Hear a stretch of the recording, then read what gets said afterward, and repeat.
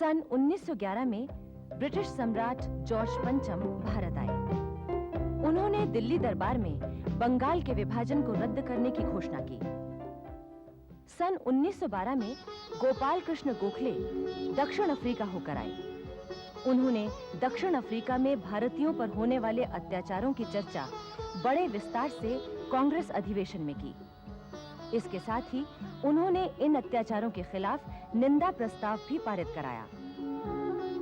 सन 1913 में San Francisco में एक सम्मेलन आयोजित किया गया था, जिसमें अमेरिका के विभिन्न भागों में रहने वाले भारतीयों ने भाग लिया और $15,000 की राशि जमा की। इसी अवसर पर इंडियन एसोसिएशन की नींव रखी गई और सन 1857 के गदर की स्मृति में गदर नामक पत्रिका का प्रकाशन हिंदी, उर्दू, मराठी और गुरुमुखी में शुरू हुआ। इसी गदर पत्रिका के नाम के कारण बाद में इंडियन एसोसिएशन का नाम गदर पार्टी हो गया। लाला हरदयाल ने इस पार्टी के लिए बहुत काम किया। वो गदर पार्टी के मंत्री चुने गए और सोहन सिंह भाकना उसके अध्यक्ष। सन 1914 में कई महत्वपूर्ण घटनाएं हुई। सबसे महत्वपूर्ण घटना थी प्रथम विश्व युद्ध का आरंभ। जर्मनी, फ्रांस, रूस, बेल्जियम, इटली, अमेरिका, जापान आदि अनेक देश इस विश्व युद्ध में कूद पड़े थे। इंग्लैंड भी इस युद्ध में शामिल हुआ और इस कारण युद्ध का असर भारत पर भी आया। देश के अनेक नेता इस अवसर पर ब्रिटिश शासन की मदद करने की बात कर रहे थे। दादा भाई नौरोजी, मदन मोहन मालवीय आदि अनेक नेताओं का कहना था कि अगर इंग्लैंड इस युद्ध में हार गया तो हम मुसीबत में पड़ जाएंगे। किंतु दूसरी ओर ऐसे लोग भी थे जो ब्रिटिश सरकार से ये मांग कर रहे थे कि वो भारत में भी स्वतंत्रता और आत्मनिर्णय के उन्हीं सिद्धांतों को लागू करे जिनके लिए अनेक देश युद्ध कर रहे हैं। इसी समय लोकमान्य तिलक बर्मा की मांडले जेल से छूटकर भारत वापस आए। एक आयरिश महिला एनी बेसेंट ने भी इन्हीं दिनों भारतीय राजनीति में प्रवेश किया। श्रीमती एनी बेसेंट बड़े ही स्वतंत्र विचारों वाली महिला थी। भारत आने से पूर्व इंग्लैंड में उन्होंने रूढ़ियों और अंधविश्वासों को तोड़ने के लिए जबरदस्त संघर्ष किया था। उन्होंने मजदूरों के लिए भी आंदोलन चलाया था और भारत तथा आयरलैंड के स्वतंत्रता आंदोलन का समर्थन किया था।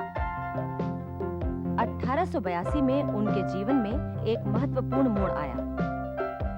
थियोसॉफिकल सोसाइटी की संस्थापक मैडम ब्लेवेत्स्की से एनी बेसेंट की मुलाकात हुई और वो उसमें शामिल हो गईं। मैडम ब्लेवेत्स्की की मृत्यु के बाद एनी बेसेंट ही थियोसॉफिकल सोसाइटी की प्रमुख बनी। सन 1893 में श्रीमती एनी बेसेंट भारत आईं। भारत के प्रति उनका प्रेम निरंतर बढ़ने लगा। भारत की धार्मिक, सामाजिक उन्नति और शिक्षा का प्रसार तथा राजनीतिक आजादी के कामों में उन्होंने गहरी दिलचस्पी ली। सन 1916 में श्रीमती एनी बेसेंट ने आयरलैंड के होम रूल आंदोलन की प्रेरणा से मद्रास में होम रूल की स्थापना की। इससे प्रभावित होकर लोकमान्य तिलक ने भी Akhil Bharatiya home rule league स्थापित की और जल्दी ही देश भर में इसकी शाखाएं खुल गईं। होम रूल के 4 प्रमुख सिद्धांत थे: स्वदेशी वस्तुओं से प्यार और उनका सम्मान, विदेशी चीजों का बहिष्कार, राष्ट्रीय पद्धति पर शिक्षा का संचालन और स्वतंत्र राष्ट्र की स्थापना। इस आंदोलन ने ही पहली बार राष्ट्रीय शिक्षा का नारा बुलंद किया था। यह आंदोलन इतनी तेजी से फैला कि ब्रिटिश सरकार ने इसे दबाने के लिए पूरी ताकत लगा दी और जून 1917 में श्रीमती एनी बेसेंट को गिरफ्तार कर लिया गया, जिससे आंदोलन और भड़क उठा।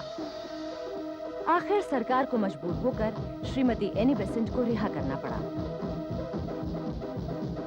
विश्व युद्ध के दौरान भारत ने ब्रिटेन की भारी सहायता की थी। ब्रिटेन की सरकार ने भी बार-बार घोषणा की थी कि वो संसार में लोकतंत्र की रक्षा के लिए पराधीन राष्ट्रों को आत्मनिर्णय का अधिकार देने के लिए युद्ध कर रहा है। किंतु श्रीमती एनी बेसेंट ने लोगों को इस भुलावे में न आने के लिए बार-बार आगाह किया। उन्होंने स्पष्ट कहा था, भारत युद्ध के दौरान दिखाई गई राजभक्ति का इनाम नहीं मांगता।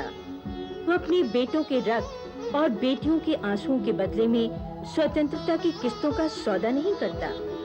वो तो एक राष्ट्र होने के नाते अपने अधिकार चाहता है और साम्राज्य की प्रजा की विभिन्न जातियों के बीच न्याय की मांग करता है। आपको याद रहे कि भारत क्या था। आपको जानना चाहिए कि ईसा के जन्म से 3000 पहले भारत वाणिज्य और व्यापार में महान था।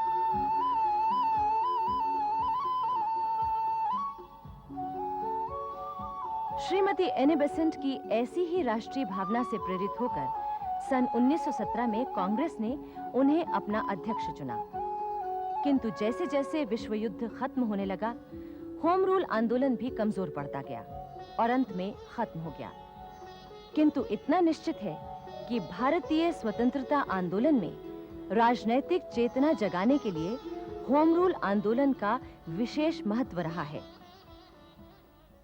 जापान में रहने वाले भारतीय कामागाटामारू नामक जापानी जहाज पर कनाडा स्थित ब्रिटिश कोलंबिया की यात्रा पर निकले।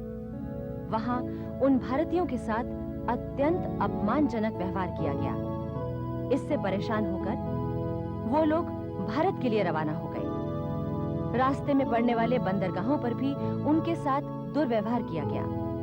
जब वो भारत पहुंचे तो उन्हें यहाँ के बंदरगाह पर उतरने की भी अनुमति नहीं दी गई।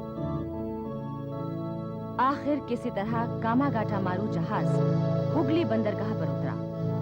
वहां से उन यात्रियों को बज-बज रेलवे स्टेशन पर पहुंचाने की व्यवस्था की गई।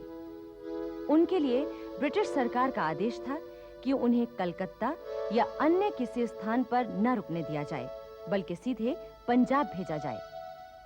उन थके हुए यात्रियों ने सरकार का यह हुक्म मानने से इनकार कर दिया। इस पर पुलिस ने उन पर गोलियां चलाईं, जिससे 10 लोग मारे गए। जहाज यात्रियों के नेता गुरुदत्त सिंह अपने कुछ साथियों के साथ किसी तरह बचकर निकल गए।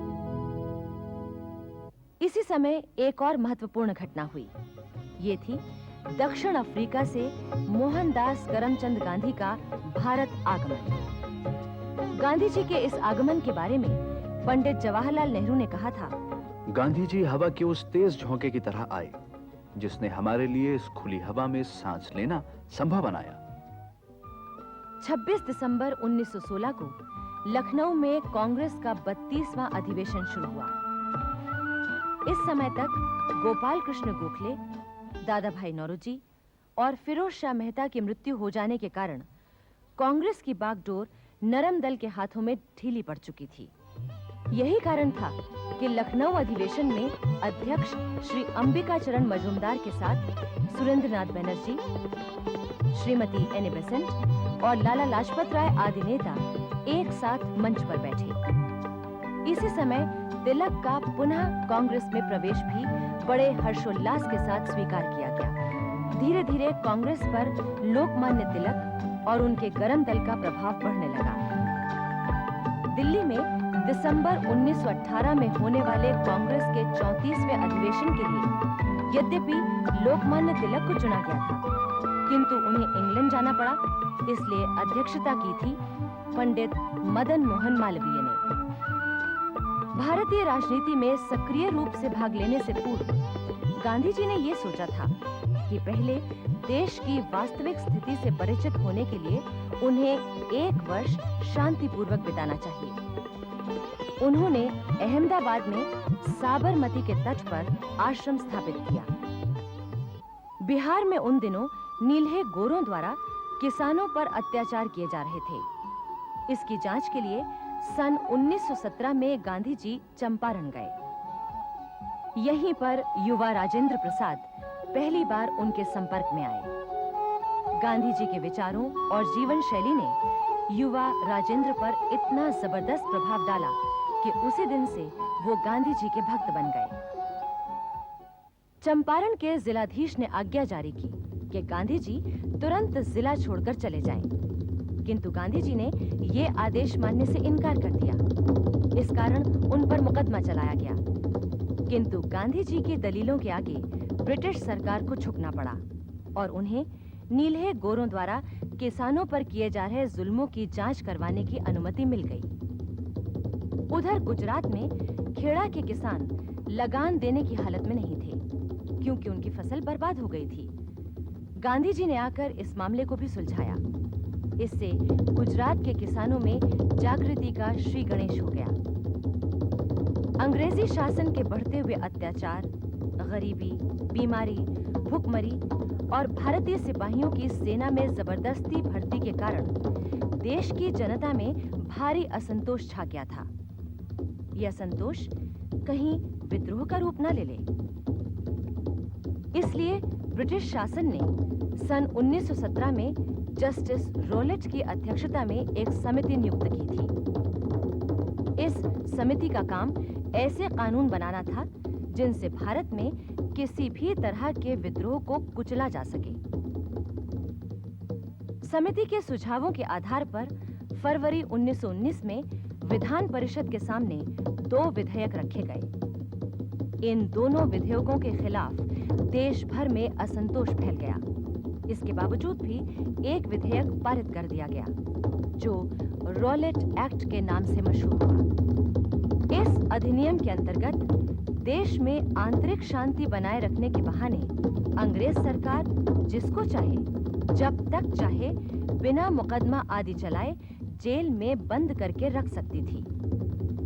सारे देश में इस कानून के खिलाफ आंदोलन छिड़ गया। इसे काला कानून कहा गया। गांधी जी इसी समय पहली बार भारतीय राजनीति में खुलकर ब्रिटिश शासन के खिलाफ होकर सामने आए और उन्होंने जनता से अपील की कि 6 अप्रैल को देश भर में हड़ताल की जाए, रोलेट एक्ट पास करने के खिलाफ शोक दिवस मनाया जाए। गांधी जी ने वायसरॉय को स्पष्ट लिखा था कि उनके मार्ग में हिंसा का कोई महत्व नहीं है। इस सत्याग्रह अभियान का उद्देश्य राजनीति में क्रांतिकारी परिवर्तन और मनुष्य की नैतिक शक्ति की प्रतिष्ठा करना है। 6 अप्रैल को सारे भारत में एक कोने से दूसरे कोने तक हड़ताल हुई। बंबई में समुद्र के किनारे चौपाटी पर बहुत बड़ी भीड़ इकट्ठा हो गई। गांधी जी उस भीड़ में थे और सरोजनी नायडू उनके साथ थी। गांधी जी की जिन पुस्तकों पर अंग्रेज सरकार ने प्रतिबंध लगाया था, वो वहां खुलेआम बेची गईं और अंग्रेज अधिकारी परेशान खड़े देखते रहे। देश के अन्य शहरों की तरह अमृतसर में भी 6 अप्रैल 1919 को हड़ताल हुई। 10 अप्रैल को डॉक्टर सत्यपाल और डॉक्टर किचलू की गिरफ्तारी के प्रति विरोध प्रदर्शित करने के लिए शांतिपूर्ण जुलूस निकला। इस पर अंग्रेज सिपाहियों ने गोली चलाकर कुछ निहत्थे लोगों को मार दिया। 13 अप्रैल 1919 को जलियांवाला बाग में एक विशाल सभा का आयोजन हुआ। सभा का मैदान चारों ओर से मकानों की ऊंची-ऊंची दीवारों से घिरा था। केवल एक सकरा रास्ता था, जिस पर ब्रिटिश सेना के कमांडर जनरल डायर ने फौज लगा दी। जब सभा चल रही थी, तो जनरल डायर ने बिना किसी चेतावनी के सभा में आए लोगों पर अंधाधुंध गोलियां बरसाने का आदेश दे दिया। जलियांवाला बाग में लाशों के अंबार लग गए।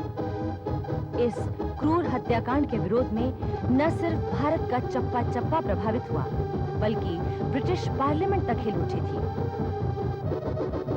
इसके बाद तो राष्ट्रीय आंदोलन का रुख ही बदल गया।